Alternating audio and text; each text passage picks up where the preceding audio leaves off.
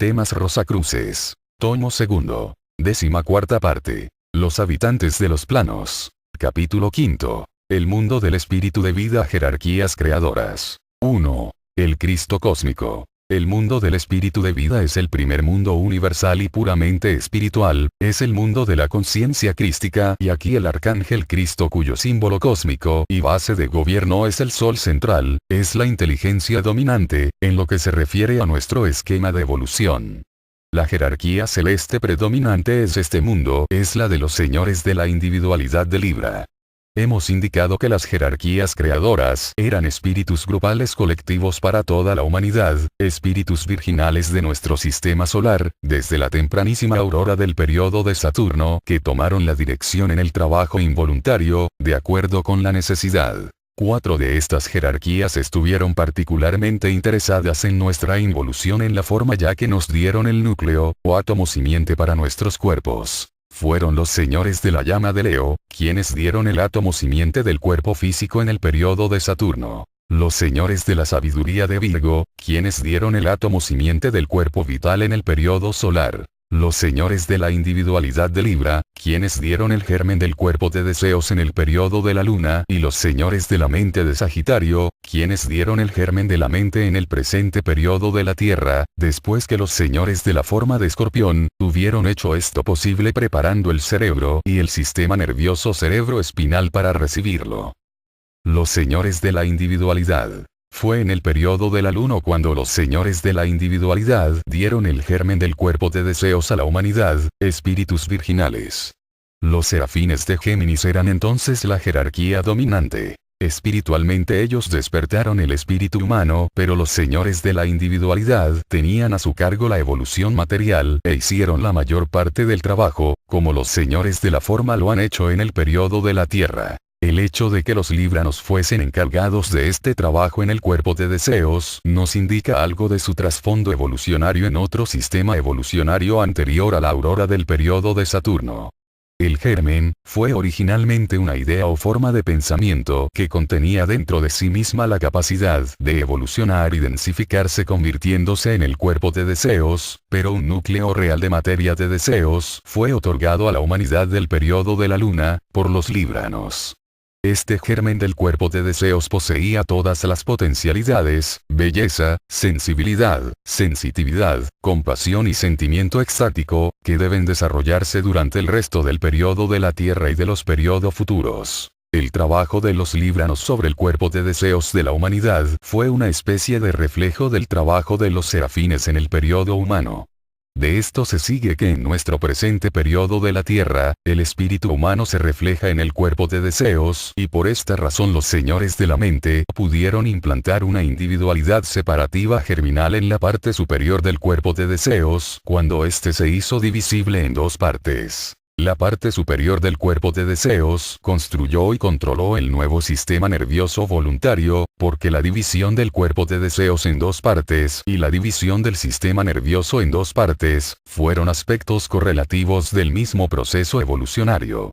El cerebro y los nervios son el más alto producto del cuerpo de deseos. Al final del periodo de la luna y siguiendo el intensivo trabajo hecho en los globos oscuros entre periodos, los señores de la individualidad habían retirado sus actividades de los planos inferiores y estaban funcionando en el mundo del espíritu de vida, hogar del Cristo cósmico. Por lo tanto se les encargó cuidar el espíritu de vida del hombre durante el periodo de la Tierra, mientras que los arcángeles, humanidad del periodo solar, continuaron el trabajo sobre el cuerpo de deseos del hombre, desarrollándose a partir de su estado germinal. Debe notarse que aunque los arcángeles son expertos en la construcción de materia de deseos, no pudieron dar el germen del cuerpo de deseos a la humanidad. Sin embargo, tan pronto como los señores de la individualidad hubieran conferido al hombre este germen de la naturaleza de deseos, los arcángeles trabajaron sobre él. Es evidente que debe haber habido desde el principio una cierta compatibilidad entre los arcángeles y los señores de la individualidad, así como entre su más grande líder, el Cristo cósmico, quien es el jefe de los arcángeles. Max Seidel dice lo siguiente del trabajo hecho en el periodo de la luna por los señores de la individualidad y los serafines de Géminis. Así ocurrió con los señores de la sabiduría y los señores de la individualidad. Aunque exaltados y muy por encima del hombre, trabajaron en y sobre él para completar su propia evolución. Si bien eran capaces de tratar con el vehículo inferior, cuerpo de deseos, eran impotentes con relación al espíritu humano. No pudieron dar el impulso espiritual necesario para despertar el tercer aspecto del triple espíritu en el hombre. Por lo tanto, otra clase de seres que estaban más allá de la necesidad de evolucionar también trabajaron por su libre y propia voluntad, como los señores de la llama y los querubines. Vinieron durante la quinta revolución para ayudar al hombre. Son llamados serafines. En la sexta revolución del periodo de la luna, reaparecieron los querubines y cooperaron con los señores de la individualidad para unir al recién adquirido germen del espíritu humano con el espíritu de vida. En la séptima revolución del periodo de la luna, vinieron de nuevo los señores de la llama en ayuda del hombre, ayudando a los señores de la individualidad para unir el espíritu humano con el espíritu divino. De esta manera el ego, el triple espíritu, vino a la existencia. Estas tres grandes jerarquías, los señores de la llama, los querubines y los serafines, pasaron a la liberación al final del periodo de la luna y como hemos visto, no entran en nuestras actividades evolucionarias objetivas en el periodo de la Tierra. Nótese que aunque el espíritu humano fue despertado en la quinta revolución del periodo de la luna, haciendo así posible la individualización del hombre, recién cuando fueron unidos entre sí las tres envolturas espirituales en las siguientes dos revoluciones, se convirtió en un ser triple dinámicamente integrado, al cual la palabra ego puede ser apropiadamente aplicada.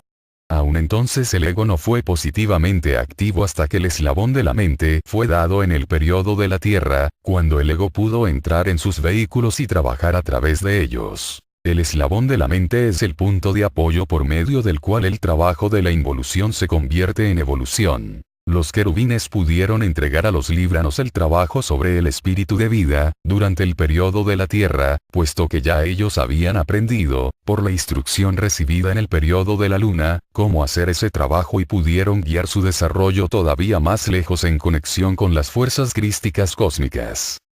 La jerarquía de Libra y los señores de Venus. Como jerarquía celestial profundamente relacionada con la energía creadora del universo y con la emoción cósmica de amor, los libranos trabajan naturalmente con el espíritu de Cristo en el mundo del espíritu de vida, siendo su símbolo planetario la estrella matutina y vespertina Venus.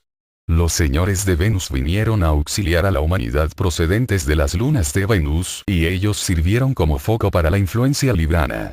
Leemos en el concepto Rosacruz del Cosmos. Su lenguaje era para los lemurianos algo santo.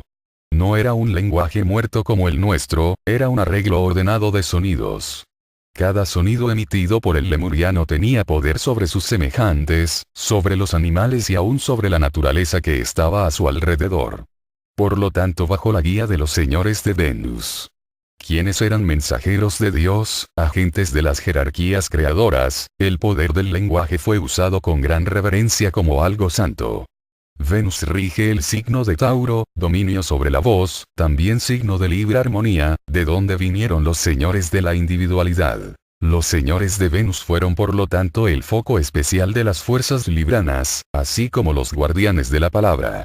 Ellos trabajaron con las masas, guiándolas hasta que pudieron ser liberadas para elaborar sus propios destinos bajo el cuidado de los señores de Mercurio, por medio de los misterios menores. Eso pudo suceder solamente después que el hombre hubo recibido el eslabón de la mente. Ahora sus pensamientos debían volverse de los líderes visibles, los señores de Venus, a quienes adoraba como mensajeros de los dioses, a la idea del verdadero Dios, el invisible obrador del sistema. El hombre debía aprender a adorar y obedecer los mandamientos de un Dios a quien no podía ver. Concepto Rosacruz del Cosmos. No fue sino hasta el comienzo de la época aria que se les dio a los más avanzados de la humanidad, los más altos grados de los misterios menores, por parte de los mercurianos, porque esta era la quinta época en la cual debía reafirmarse el trabajo sobre el ego y la razón de la mente abstracta. Estos iniciados humanos debían ser a partir de entonces los únicos mediadores entre Dios y el hombre. No aparecieron públicamente, sin embargo, para dar señales y hacer maravillas. El hombre fue dejado en libertad de buscarles o no como él quisiera. Concepto Rosacruz del Cosmos.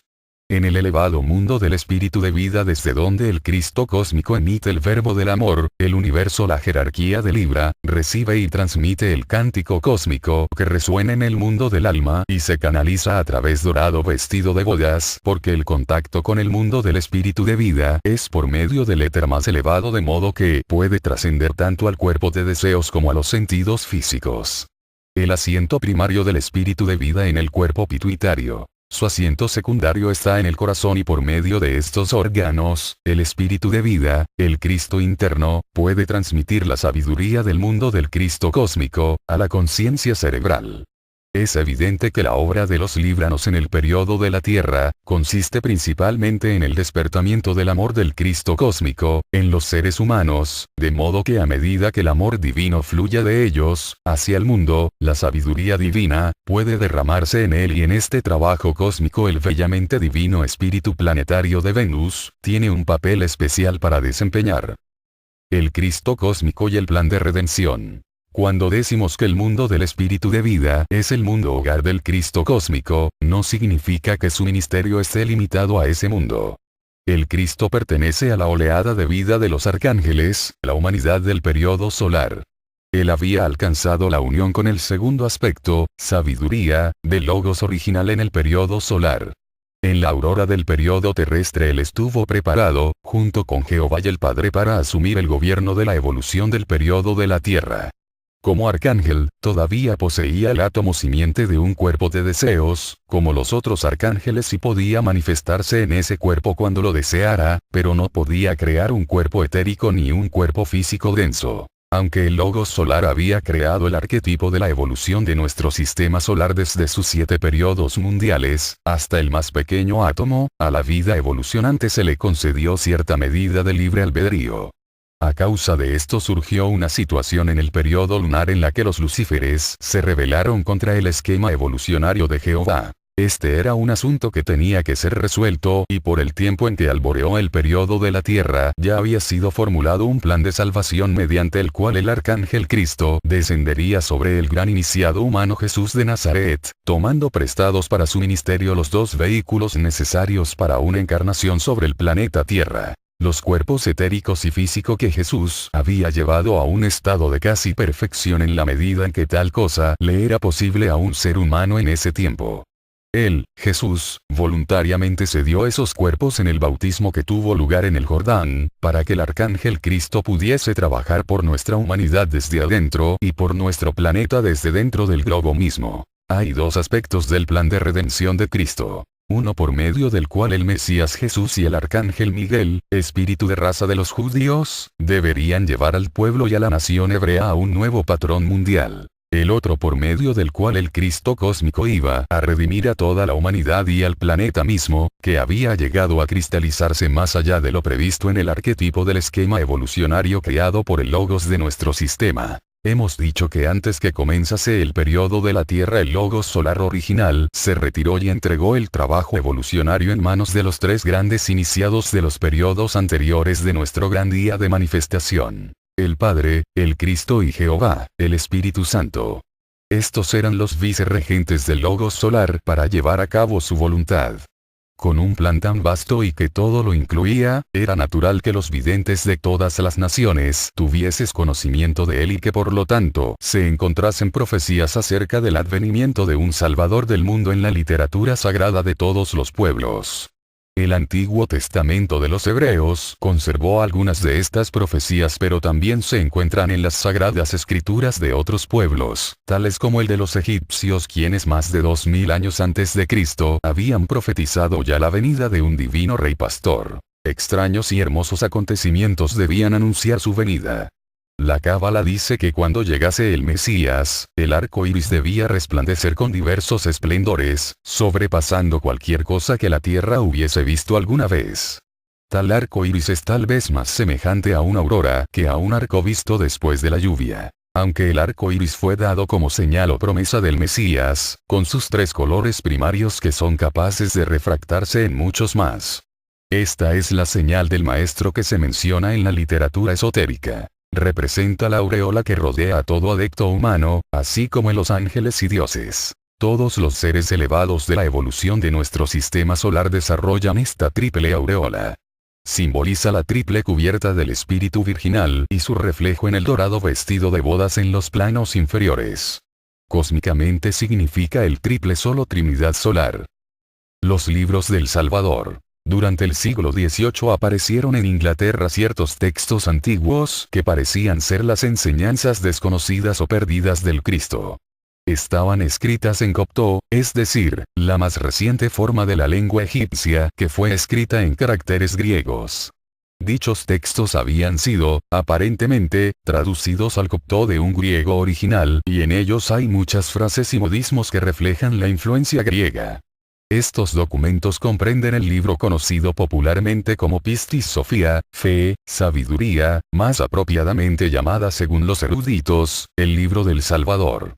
No hubo realmente ninguna traducción adecuada de Pistis Sophia en inglés ni en ninguna otra lengua europea hasta 1896 en que Mr. G.R.S. Mead publicó su gran obra. Los eruditos creían que los documentos permanecían desconocidos, excepto por unas pocas citas publicadas. Sin embargo, este periodo de la historia se caracteriza por un súbito despertar del interés en el cristianismo gnóstico o esotérico y parecen haber buenas razones para suponer que tanto el libro de Enoch como el de Pistis Sophia pueden haber sido traducidos a las lenguas europeas antes de lo que creen los eruditos. Documentos descubiertos en el siglo XX en el Mar Muerto en Palestina y en Nag Hammadi en Egipto contienen doctrinas similares a las que se hallan en Pistis Sophia y ofrecen nueva evidencia de que un cristianismo esotérico existía en verdad entre los primitivos cristianos. El libro de Enoch había sido bien conocido en los siglos anteriores pero repudiado por las iglesias y sinagogas, fue oculto en criptas y cavernas. Como Pistis Sophia, el libro de Enoch fue redescubierto en el siglo XVIII y traducido a las lenguas modernas en el curso del siglo XIX o anteriormente. Las doctrinas de Pistis Sophia son menos conocidas que las de Enoch pero son peculiarmente interesantes para el estudiante Rosacruz. Allí leemos que Jesús vivió en Palestina y enseñó a sus discípulos por espacio de 11 años después de la resurrección, enseñando durante este tiempo solo los misterios menores.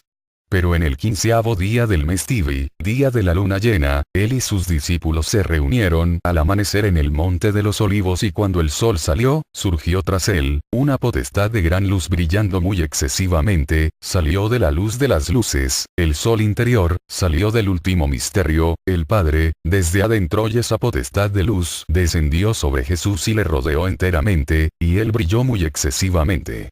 Cegados, los discípulos le pidieron que atrajese hacia sí la luz de modo que pudiese ser visible de nuevo. La luz que ellos vieron cubriéndole emitió muchos rayos de luz, no como otros sino de diversas clases y era de diversos tipos, desde abajo hacia arriba, un rayo más excelente que el otro, en una grande e inconmensurable aureola de luz. Se extendía desde debajo de la tierra hasta el cielo. Cuando esa potestad de luz hubo descendido exactamente sobre Jesús, gradualmente le rodeó, luego ascendió o se remontó a lo alto, resplandeciendo muy excesivamente en una luz inconmensurable. Después de 3 horas las potestades de los cielos se agitaron y todas fueron puestas en movimiento una contra otra, y toda la tierra se agitó, desde la 3ª hora de ese día hasta la 9ª hora de la mañana.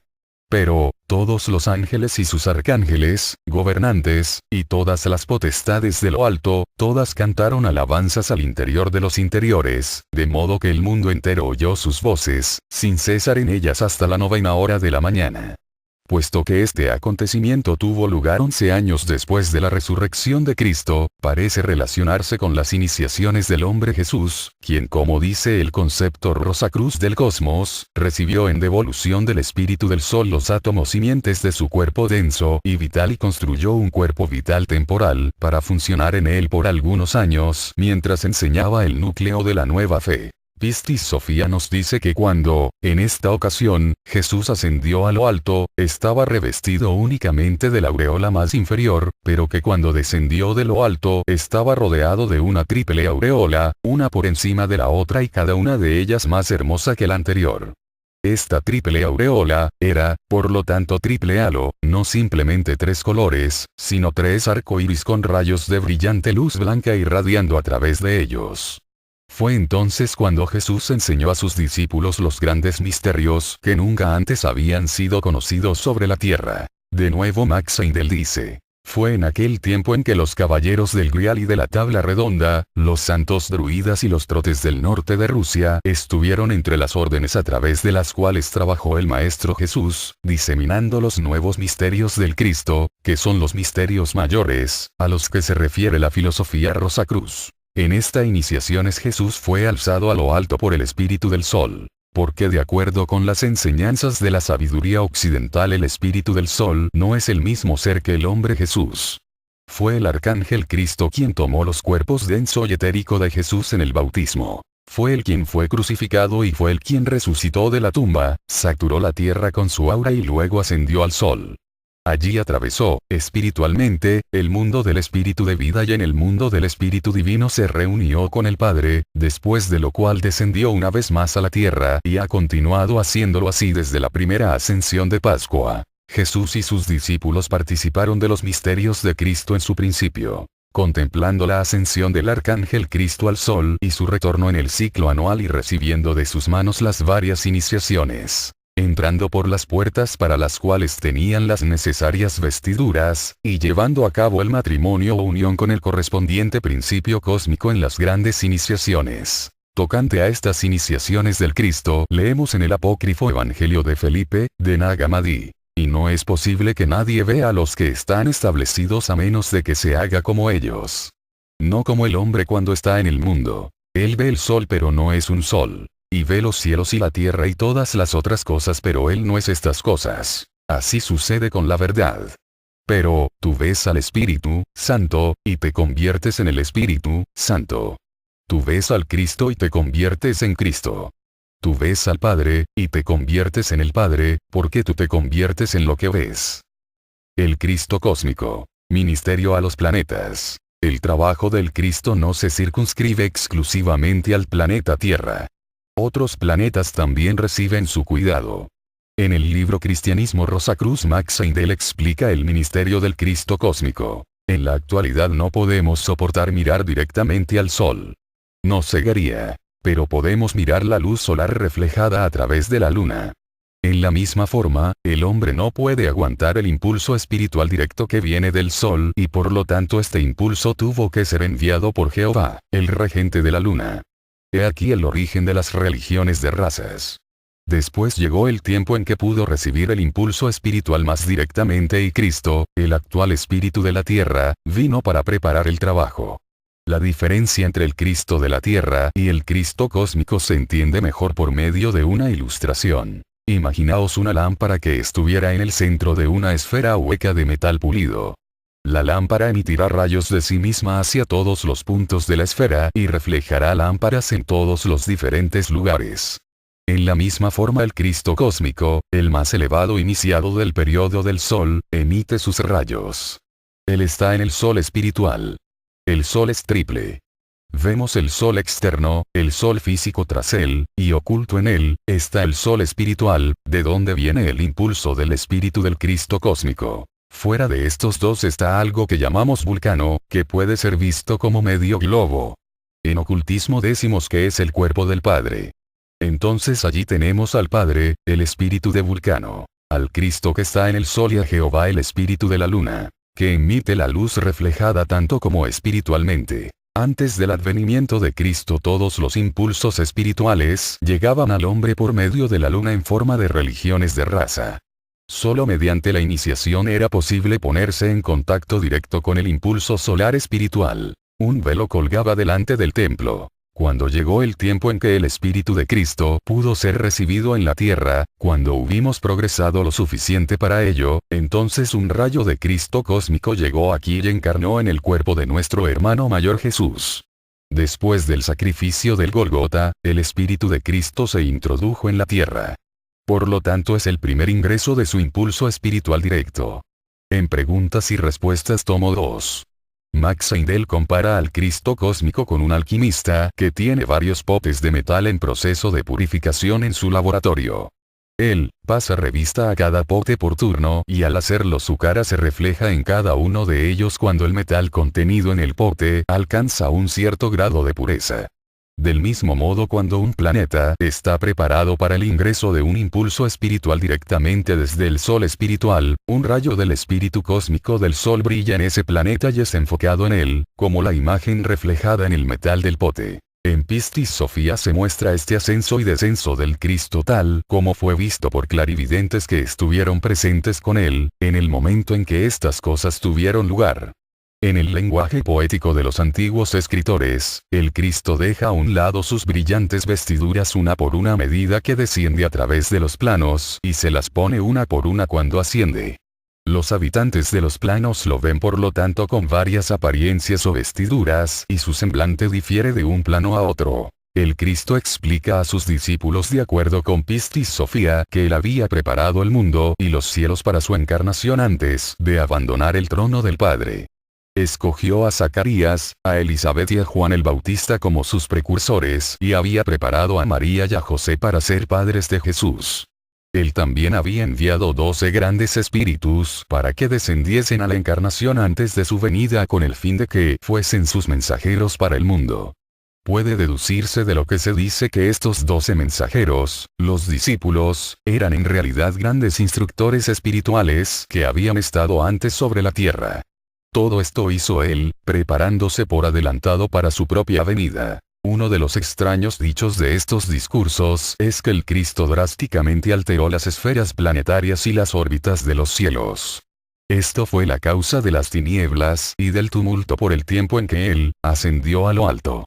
Él hizo posible que los hombres rigiesen sus vidas y les dio una nueva ciencia de las estrellas. Porque, dijo él, he cambiado sus influencias y sus cuadraturas y sus triángulos y sus octágonos, y sus regiones, y sus eones. Yo he cambiado sus órbitas para la salvación de todas las almas, si yo no hubiese cambiado sus órbitas una multitud de almas habría sido destruida. Aquí hubo una insinuación de algún gran cambio astronómico necesitando una nueva técnica para la interpretación del horóscopo, las influencias ahora controladas por el poder de Cristo. La ciencia oculta hace mucho tiempo que ha tenido noticia de una evolución que existió con anterioridad al presente universo que vemos a nuestro alrededor, un proto-universo consistente en una protonebulosa, un protosol y protoplanetas. Los protoplanetas eran denominados antiguamente antiguas lunas. Hoy día la astronomía de nuevo ofrece a la humanidad un acertijo que no puede ser resuelto por medio de información inmediata. De nuevo el concepto de un nuevo mundo se requiere para restaurar el significado del antiguo libro de los cielos. El hecho de que el mundo del espíritu de vida sea la base y el foco del Cristo cósmico para nuestro sistema solar explica por qué Él es el Salvador no solo de nuestro propio pequeño mundo físico, sino también del sistema planetario entero. El Cristo cósmico es el Salvador de nuestro sistema total, no solo de la Tierra. La Tierra está compenetrada de un aura compuesta que consta de la región etérica, mundo del deseo, mundo mental, mundo del espíritu de vida y mundo del espíritu divino. Lo mismo sucede con cada uno de los otros planetas. Pero de estas envolturas, el mundo del espíritu de vida es el primer mundo universal. Las envolturas inferiores son separativas, encerrando al planeta individual como dentro de una concha. Así pues, el mundo del espíritu de vida es el océano en el cual están sumergidos todos los cuerpos del sistema solar. De esta manera, cuando cualquier ego es capaz de penetrar dentro de la conciencia crística, esta conciencia incluye los otros planetas de nuestro sistema solar, lo mismo que la Tierra, es decir, no solo los planetas como son ahora, sino como han sido en el pasado y como serán en el futuro. La razón para esto es que el mundo del espíritu de vida contiene la memoria de la naturaleza perteneciente no solo al periodo de la Tierra como sucede con el registro conservado en el mundo del pensamiento, sino también la memoria del día de manifestación en total, desde el comienzo del periodo de Saturno y aún más atrás y hacia adelante hasta la consumación del gran plan final del periodo de Vulcano. El Cristo cósmico pudo prever la necesidad de sus servicios redentores a la humanidad de nuestra Tierra debido a que Él conocía todos los elementos que contribuyen a ese problema desde el remoto pasado, y pudo ver en el futuro del tiempo la consumación del plan de salvación de Dios. Este plan resplandeció en los cielos y los sabios y los videntes de todas las épocas desde la llegada de los lucíferes lo han visto y conocido. El gran Espíritu de Cristo fue visto de pie al lado del trono de Dios, en la esfera solar, preparado para descender a través de los mundos cuando el tiempo estuviera en sazón, de acuerdo a Enoc. Y he aquí, un trono que estaba puesto en el cielo, y sobre el trono estaba uno sentado. Y el que estaba sentado, era al parecer semejante a una piedra de jaspe y de sardío, y un arco celeste había alrededor del trono, semejante al aspecto de la esmeralda. Y alrededor del trono había 24 sillas, y vi sobre las sillas 24 ancianos sentados, vestidos de ropas blancas. Y tenían sobre sus cabezas coronas de oro. Y 7 lámparas de fuego estaban ardiendo delante del trono, las cuales son los 7 espíritus de Dios. Los 24 ancianos se postraban delante del que estaba sentado en el trono, diciendo: Señor, digno eres de recibir gloria, honra y virtud. Porque tú criaste todas las cosas y por tu voluntad tienen ser y fueron criadas. Apocalipsis 4, 2, 11. Del libro Temas Rosacruces, tomo segundo, de la Fraternidad Rosacruz de Max Heindel.